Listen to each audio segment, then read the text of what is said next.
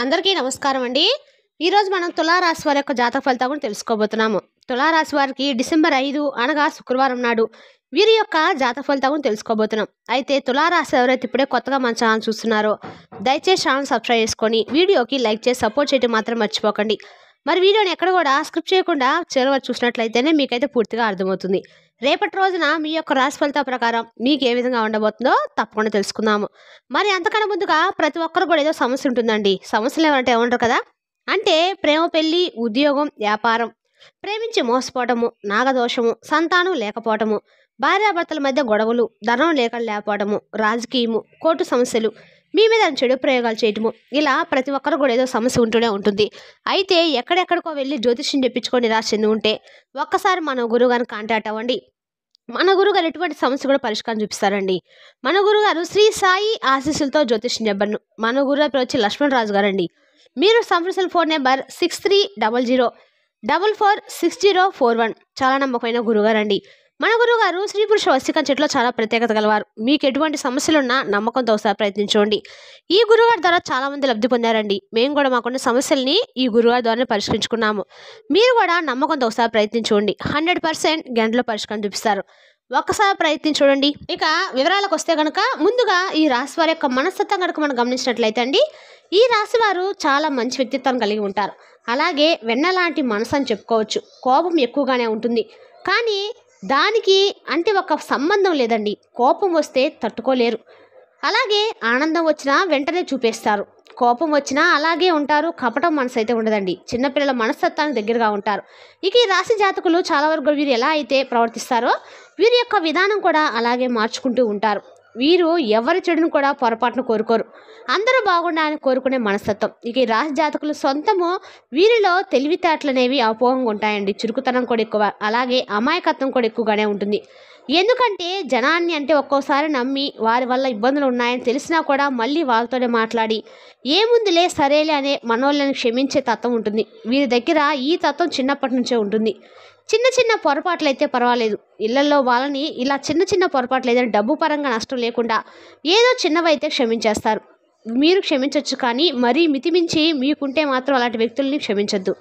ఎందుకంటే అలా చేస్తే చివరికి మళ్ళీ మీరు గట్టిగా ఈసారి ఇబ్బంది పడాల్సిన పరిస్థితి అయితే వస్తుంది. ఇక రేపటి రోజున వచ్చేటప్పటికి మీరేంటంటే చాలా బిజీగా ఉంటారు.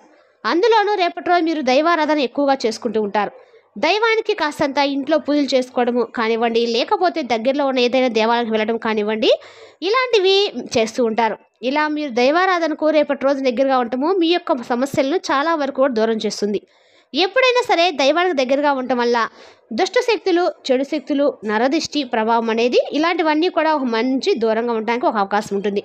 ఇక రేపటి రోజున ఇంట్లో ఖచ్చితంగా కూడా లక్ష్మీనారాయణ ఒక పటానికి చక్కగా కాస్తంత గంధము, కుంకుమ రాసి పూలతో అలంకరించి మందార పూలు కానీ, గులాబీ పూలు కానీ, లేదా చక్కగా రేపు ఏకాదశి కాబట్టి ఖచ్చితంగా ఎక్కడైనా సరే మీరు తులసి మాలను స్వామికి సమర్పించి మీ శక్తికి తగ్గట్టుగా సింపుల్గా పూజ చేసుకోండి.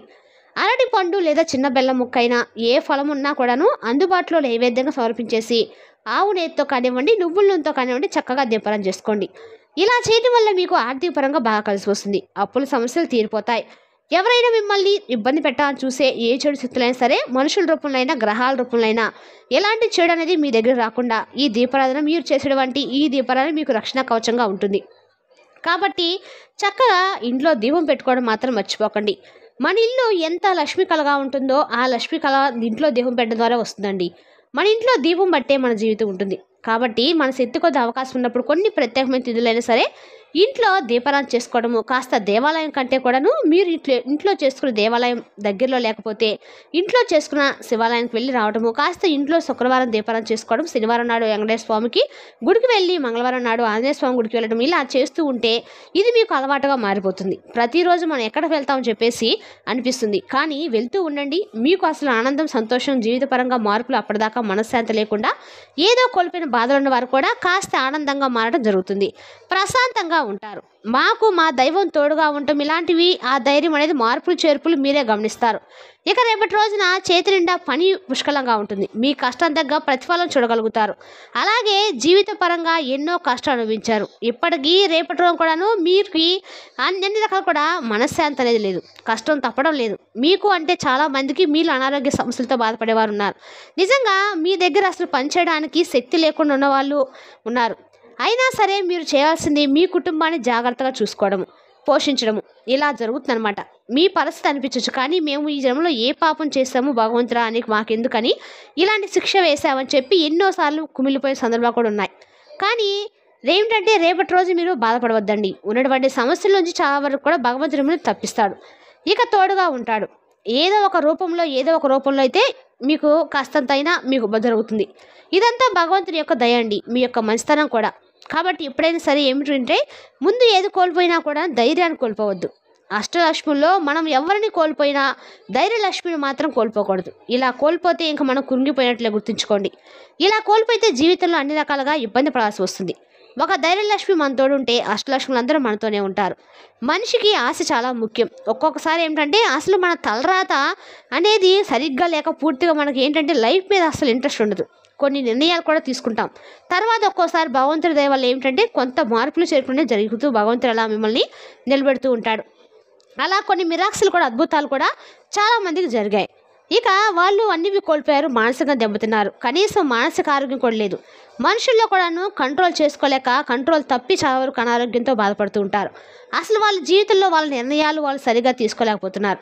వాళ్ళ ఆలోచన విధానమే వాళ్ళకి కరెక్ట్గా లేదు. ఈ లోకంలో మేము బ్రతుకుతున్నాము, ఎందుకో మాకే తెలియదు. ఇలాంటి వారు కూడా ఉన్నారు. ఇవాళ రోజున కుటుంబాలను పోషిస్తున్నారు. ఎందుకంటే భగవంతుడు తలుచుకుంటే ఎప్పుడైనా సరే అది ఏదైనా సరే అండి, అక్కడ దాకా అంటే చివరి అంచు దాకా వెళ్ళిన వాళ్ళం కూడా తెలియకుండానే భగవంతుడు ఎవరో ఒక రూపంలో వెనక్కి పట్టుకొని లాగుతుంటాడు. కాబట్టి ఎప్పుడైనా సరే భగవంతుని యొక్క కార్యాలు ఎలా ఉంటాయండి, ఎవరము ఊహించలేము. మీ జీవితంలో కూడా మంచిగా అద్భుతాలు జరుగుతాయి. నమ్మకం పెట్టుకోండి. బాధలు తీరే రోజు వస్తుంది. భగవంతుడే మంచిగా దారి చూపిస్తాడు. మీరు ఎప్పుడు కూడాను దైవ నామస్మరణ చేసుకుంటుండండి. ఇలా చేయటం వల్ల మీ జీవితంలో ఎన్నో రకాల మార్పులు జరుగుతాయి. ఇక చెప్పాలంటే కనుక నిన్నటి దాకా మిమ్మల్ని చూసి నవ్వుకున్న వాళ్ళు ఇవాళ రోజున చాలా గొప్ప స్థాయిలో ఉండటం చూసి వాళ్ళే ఆశ్చర్యపోతారు. మీ గురించి చులకనగా మాట్లాడుతున్న వాళ్ళు మీ గురించి గొప్పగా మాట్లాడుకునే స్థాయి అయితే వస్తుంది. మీకంటే గౌరవ మర్యాదలు కూడా పెరుగుతాయి. మీ విలువ ఏమిటనేది జనంలోకి తెలుసుకుంటారు. కాబట్టి ఈ రాశి వారు ధైర్యంగా ఉండండి. ఇక రేపటి రోజున కాస్త ప్రయాణాలు చేసే అవకాశం కూడా ఉంది. ప్రయాణాల్లో కూడా తప్పకుండా అనుకూలతుంది. అలాగే కాస్తంత కంగారు ఒత్తిడి తగ్గించుకోండి. ఏదైనా ప్రయాణం మీద కొంచెం ఆ సమయానికి బయలుదేరితే కొంచెం ముందుగానే ఒక అరగంట ముందుగా బయలుదేరండి. అలా వెళ్ళడం వల్ల ఏంటంటే సమయానికి మనము చేరుకోగలుగుతాము. ఆ యొక్క కంగారు నుంచి అప్రసన్నత నుంచి బయటపడతాం. టెన్షన్స్ ఇలాంటివి అనారోగ్య సమస్యలు తగ్గుతాయి. ప్రయాణాల్లో నిదానం ఉండాలి. జాగ్రత్తగా ఉన్నా ఎదుటివారు ఎలా మాట్లాడుతూ ఉంటారో తెలియదు కాబట్టి ఫోన్లలో మాట్లాడుకుని ఉండాలి. సీట్ బెల్ట్ పెట్టుకోవాలి, హెల్మెట్ పెట్టుకోవాలి. బండి మీద వెళ్ళే వాళ్ళంటే కొన్ని జాగ్రత్తలు తప్పనిసరిగా తీసుకోవాలి. మీరేంటంటే ఏదైనా పెండింగ్లో ఉన్నటువంటి పనులు కూడా పూర్తి చేసిన అవకాశం ఉంది. కుటుంబ సభ్యులతో కాస్త సంతోషం గడుపుతారు. ఇంట్లో ఇష్టమైన ఆహారాన్ని తిని సంతృప్తి పడే అవకాశం ఉంది. ఇంట్లో కుటుంబంతో పిల్లలతో కానివ్వండి, భాగస్వామితో కానివ్వండి మాట్లాడండి. ప్రేమగా సంతోషాన్ని మీరు పంచుకోండి. అలాగే మీ బాధలు కష్టాలు ఏమైనా ఉంటే దైవానికి మీ కుటుంబ సభ్యులకు చెప్పుకోండి. ఇక రేపటి రోజున మీకందరూ కూడా అనుగ్రహంగా అయితే ఉండబోతుందండి. రేపటి రోజున దైవ చింతనలు అయితే మీరు ఎక్కువ టైం అయితే గ్రహించిపోతున్నారు. అన్ని రకాల కూడా రేపటి రోజు మీకు ఆ దేవుని యొక్క అనుగ్రహం అనేది పరిపూర్ణంగా ఉంది. ఇక బయట వాళ్ళకి మీరు ఎన్ని చెప్పుకున్నా కూడాను వస్తేయండి. ఎవరు కూడా మన బాధని కనీసము వినరేమో, కానీ విన్నారని మనం అనుకుంటాం, కానీ నిజానికి వాళ్ళు వినరు, పట్టించుకోరు. కనీసం ఏంటంటే ఏం చెప్పామో కూడా వాళ్ళకి గుర్తు కూడా ఉండదు. ఎప్పుడైనా సరే ఎక్కడైనా సరే ఎవరికి ఏది చెప్పొద్దు. మీ బాధలు ఏదైనా సరే దైవానికి చెప్పుకోండి, కుటుంబ సభ్యులతో పంచుకోండి. ఇలా చేయడం వల్ల మీ సమస్యకు పరిష్కారం అయితే లభిస్తుంది. అంతేకాని జనం దగ్గర కూర్చొని శక్తిపోయినట్లుగా ఇలా చెప్పుకోవడం వల్ల మీకు నీరసం తప్ప ఏమీ మిగలదు. అలాగే రేపటి రోజు మీరు అన్ని రకాలు కూడా నిలబెట్టుకునే ప్రయత్నం చేస్తారు. రేపటి రోజున జనం దగ్గర శక్తి పోయినట్లు జరగవచ్చు. నీరసం తప్ప ఏమీ మిగలదు. అలాగే ఉద్యోగాల కోసం కొంతమంది ఎదురు చూస్తున్న వారికి కూడా రేపటి రోజున తప్పకుండా ఉద్యోగాలు అయితే వస్తాయి. రేపటి రోజున గవర్నమెంట్ జాబ్స్ కోసము రేపటి రోజు మీకు అందరికీ కూడా అనుకూలంగా ఉంటుంది. కాస్త మీరు ఇంట్రెస్ట్ పెట్టండి, తప్పకుండా మీ దరి చేరుతాయని చెప్పొచ్చు.